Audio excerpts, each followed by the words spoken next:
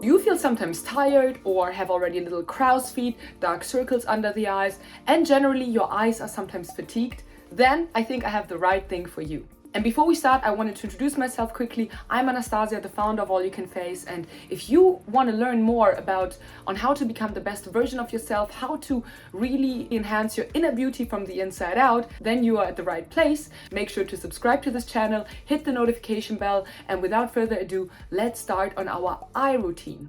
I will show you how to relax your eyes and get rid of wrinkles and increase blood circulation, so you get rid of also the darkness under the eyes. And before we start, I wanted to say the area around the eyes is the thinnest skin, so please make sure to be very gentle, prep your skin with an oil, and without further ado, let's start.